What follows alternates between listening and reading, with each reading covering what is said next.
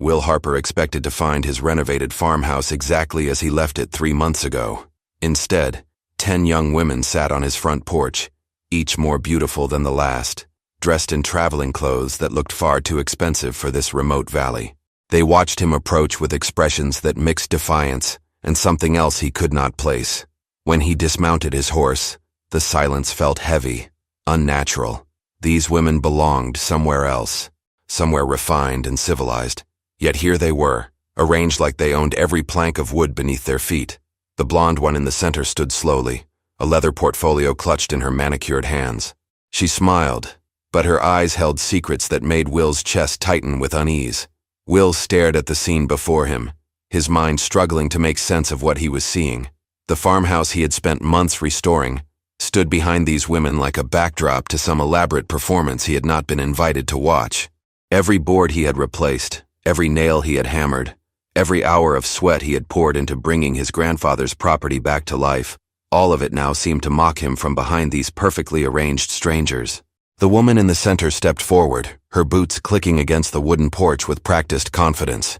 She was young, maybe 25, with auburn hair that caught the afternoon light and green eyes that seemed to evaluate everything they saw. The way she carried herself suggested she was accustomed to being obeyed, to having her words carry weight that others respected. The other women remained seated, but Will felt their attention like a physical presence. A brunette with striking blue eyes sat to the left, her posture suggesting she was ready to spring into action at a moment's notice. To the right, a redhead with freckles across her nose watched him with curiosity rather than hostility. Behind them, 7 more women created a semicircle of beauty and mystery that felt completely out of place in this rugged landscape. Will's horse snorted and shifted beneath him, sensing his tension. He had ridden hard for 2 days to reach the farm, eager to see the results of his renovation work and begin the life he had planned in this isolated valley. Instead, he found himself facing a situation that made no sense and felt increasingly dangerous with each passing second. "Get off my property before I call the law," Will said, his voice carrying the authority of a man who had worked with his hands his entire life and expected his words to be respected. The auburn-haired woman's smile widened, but the expression never reached her eyes. She lifted the leather portfolio slightly, as if it contained answers to questions he had not yet thought to ask. "Your land. We have the deeds that prove otherwise." The words hit Will like a physical blow. He had carried his grandfather's deed in his saddlebag for 3 months, along with the will that had left him everything the old man owned. But something in this woman's voice suggested she believed her own words completely, and that confidence shook him more than any threat could have. Violet McCall opened the leather portfolio with deliberate slowness, as if she wanted Will to see every movement of her fingers against the worn material. The afternoon sun caught the edge of yellowed papers inside, documents that looked old enough to have been signed decades ago. Will dismounted his horse completely now, his boots hitting the ground with more force than necessary as anger began to override his confusion.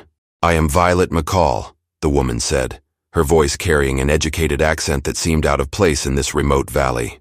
"These ladies and I have legal claim to this property through various agreements made with your grandfather over the past 15 years. She pulled out a document and held it toward him, though she remained on the porch, forcing him to approach if he wanted to examine it closely. Will felt his jaw tighten as he stepped closer to the porch steps. The paper looked authentic, complete with what appeared to be his grandfather's signature at the bottom, and an official seal pressed into red wax, but something about the whole situation felt wrong, like a performance designed to convince him of something that could not possibly be true. The brunette with blue eyes spoke up from her position on the porch. "My name is Clara Bell, and I have a promissory note from your grandfather regarding payment for services rendered to his household." She reached into her own small bag and produced another document, this one folded neatly and tied with a ribbon that looked far too new for a paper that claimed to be years old. Will's mind raced as he tried to process what he was hearing. His grandfather had been a solitary man who rarely spoke to neighbors, let alone made agreements with beautiful young women who looked like they belonged in fine parlors rather than on isolated farms. The old man had lived alone for as long as Will could remember, tending his small herd of cattle and keeping to himself until his death 6 months ago. One by one, the other women began producing their own documents. A redhead named Sadie Quinn claimed ownership of the eastern pasture through a land swap agreement. A blonde called Ruby Callahan insisted she held a deed to the farmhouse itself through a marriage contract that had never been fulfilled. Each paper looked official, each signature appeared genuine, and each story became more elaborate than the last.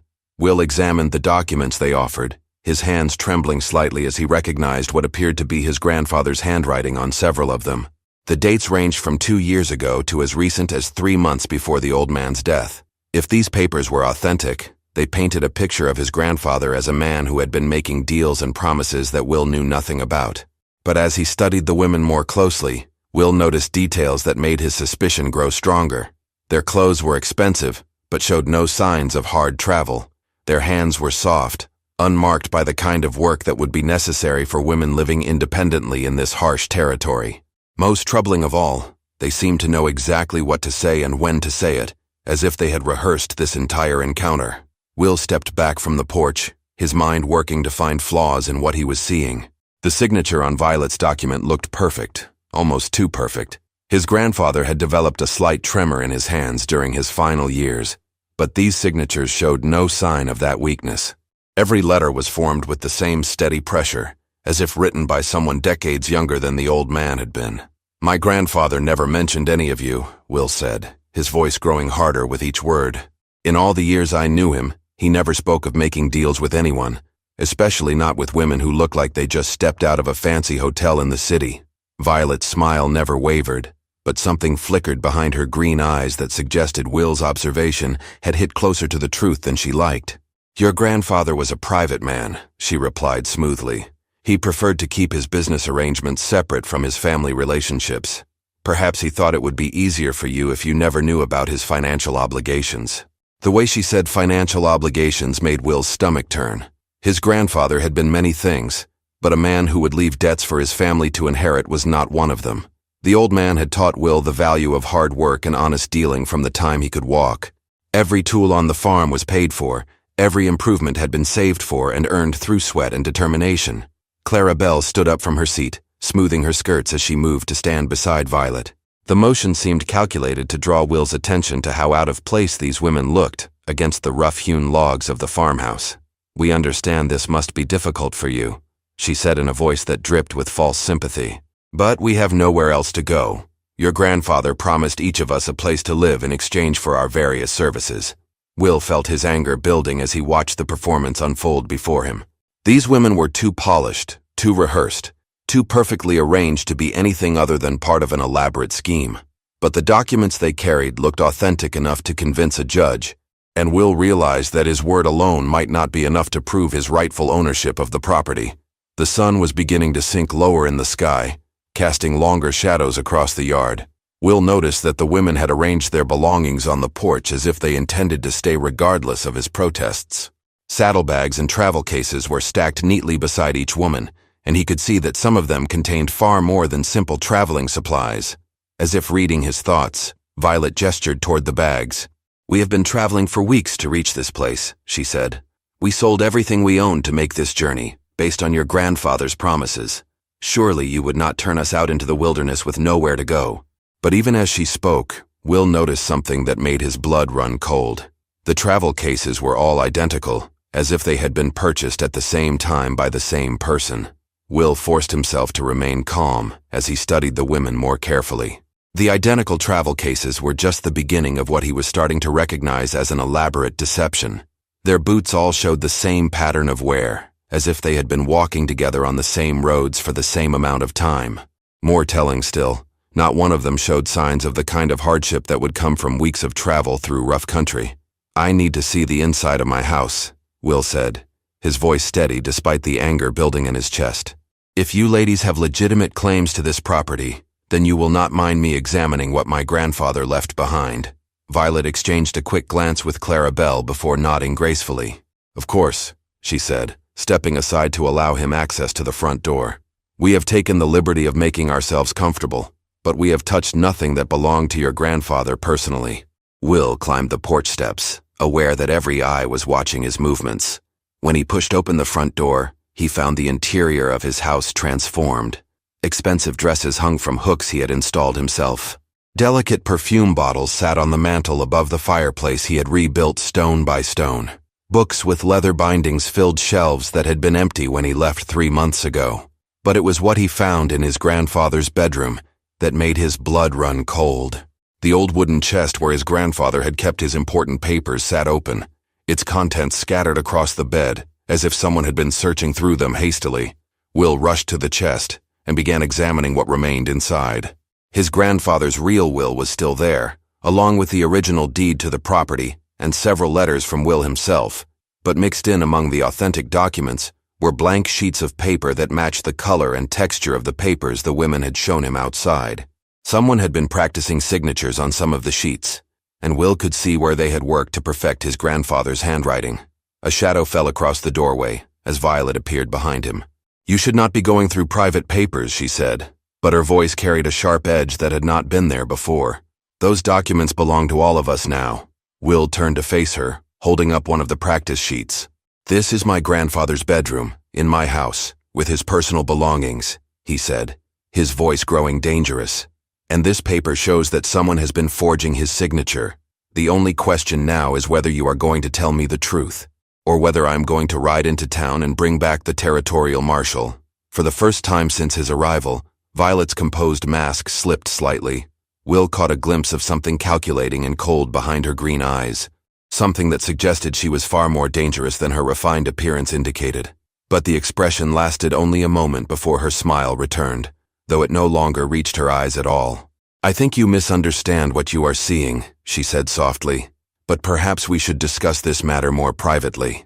Will stepped closer to Violet, the practice sheet still clutched in his hand as evidence of the deception he had uncovered.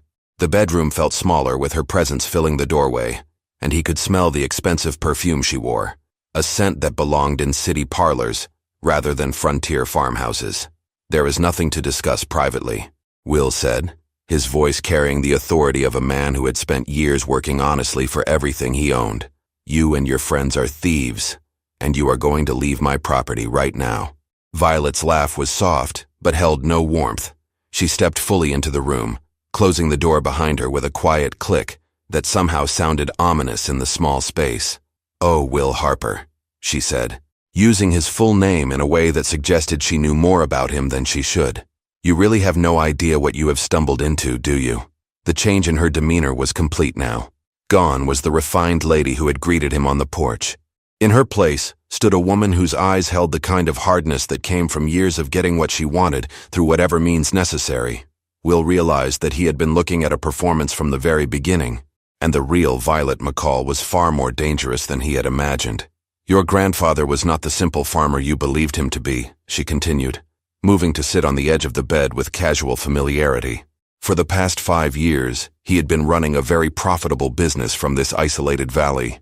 We were his partners in that enterprise, and when he died, we naturally assumed we would inherit our share of what we had helped him build." Will felt his confusion deepen even as his anger grew stronger. His grandfather had raised cattle and grew enough crops to feed himself and trade for basic supplies.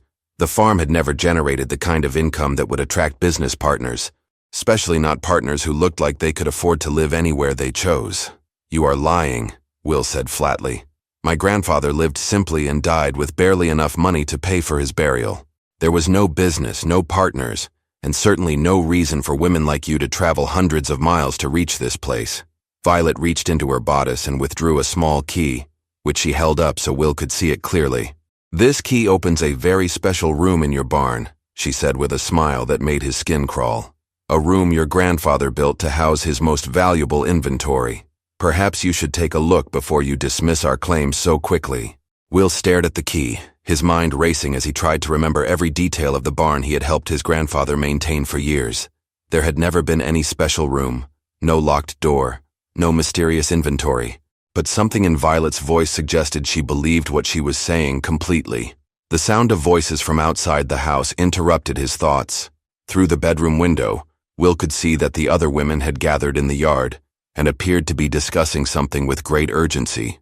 Their refined mannerisms had disappeared entirely, and they moved with the kind of practiced efficiency that suggested they had worked together many times before. But what chilled Will to the bone was the realization that they were no longer alone on his property. 4 men on horseback had appeared at the edge of his vision, and they were riding toward the farmhouse with purpose. The sound of approaching hoofbeats grew louder as Will moved to the window. 4 men in dark coats rode hard toward the farmhouse, their faces grim and purposeful in the fading afternoon light. The sun hung low on the horizon now, casting long shadows across the valley that seemed to swallow the approaching riders in darkness. "Time to go," Violet said sharply. All pretense of civility abandoned as she grabbed Will's arm with surprising strength. Her fingernails dug into his flesh through his shirt sleeve. "My associates are here to collect what your grandfather owed us, and you are going to help us find it whether you cooperate or not." Will jerked his arm free and spun toward the door, but Violet was faster than he expected. She stepped between him and the exit, pulling a small derringer from somewhere in her dress with practiced ease. The weapon looked delicate in her hands, but Will had seen enough gun violence to know that size meant nothing when the barrel was pointed at his chest. Outside, he could hear the women calling to the approaching riders, their refined voices replaced by sharp, businesslike tones that revealed their true nature. Clara Bell's voice carried clearly through the window as she directed the men toward the barn, confirming Will's growing suspicion that this entire operation had been planned down to the smallest detail.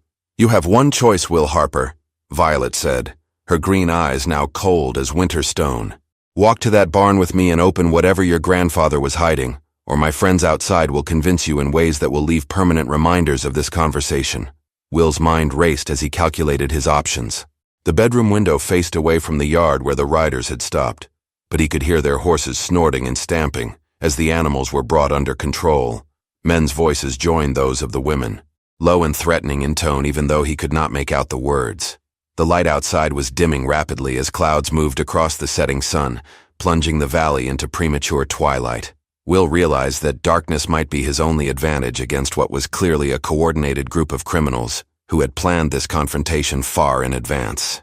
Without warning, Will lunged forward and knocked the derringer from Violet's hand with a quick strike to her wrist.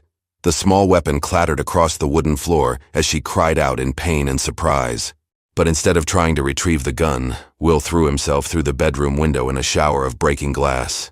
He hit the ground hard, rolling to absorb the impact as shards of glass scattered around him. Pain shot through his shoulder where he had struck the window frame, but adrenaline drove him to his feet as shouts erupted from the front of the house. The riders had heard the crash and were already spurring their horses around the building toward his position.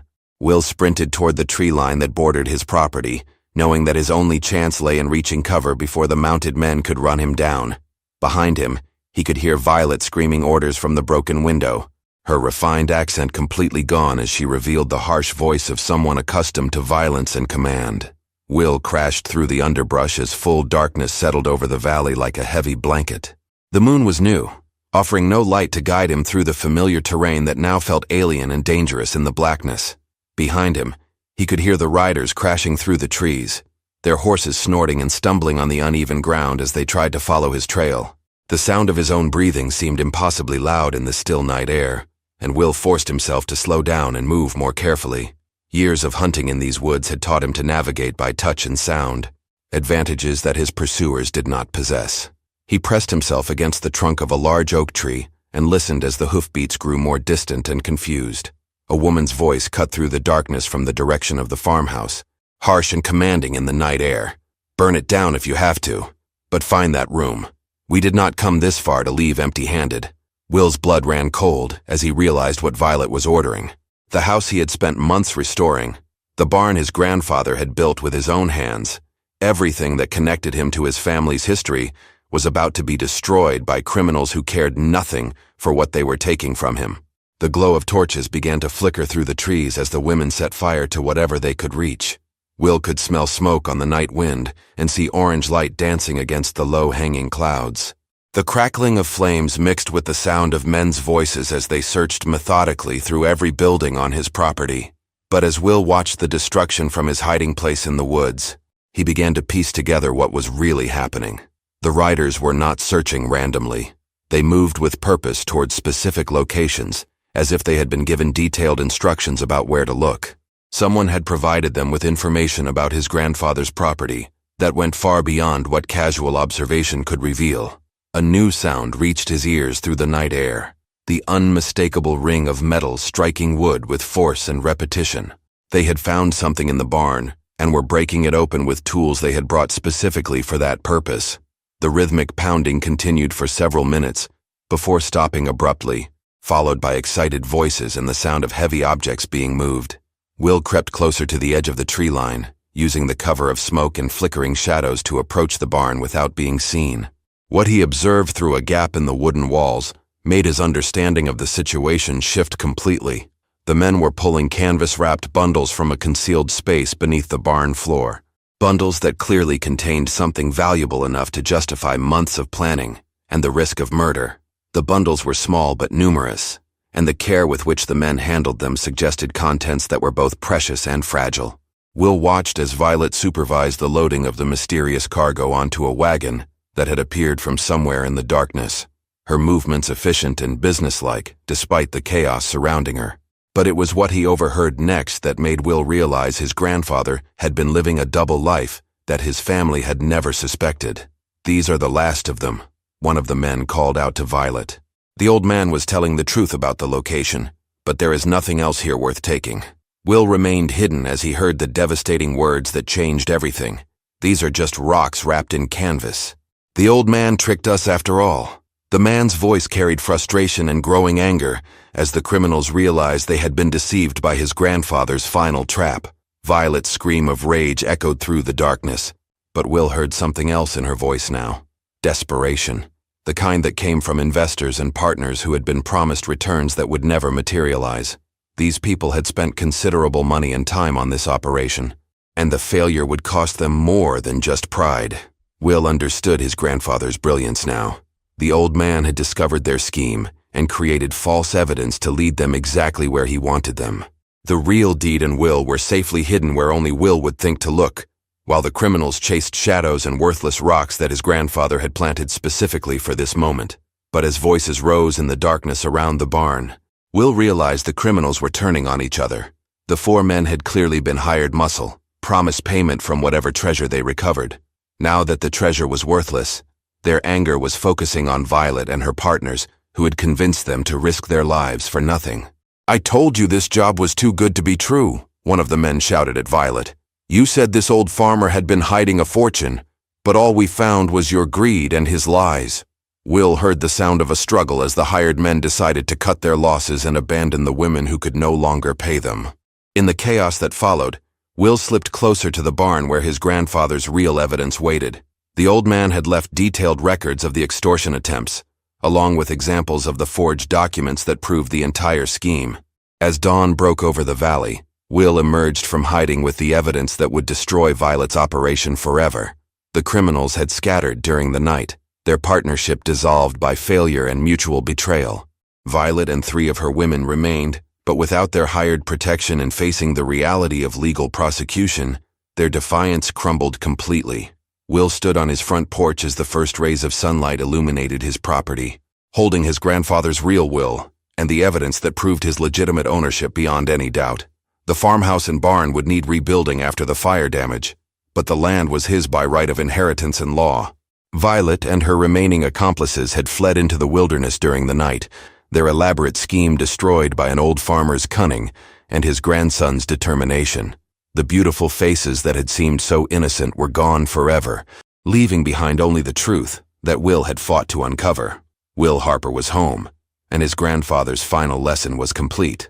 Sometimes the best way to defeat sophisticated criminals was simply to let their greed destroy them from within. If you enjoyed this story, click the video on your screen now to watch another unforgettable Wild West tale, where honor and deception collide in ways you never expected. Don't forget to subscribe and consider a super chat to help us keep bringing you more stories like these. Your support means everything to us.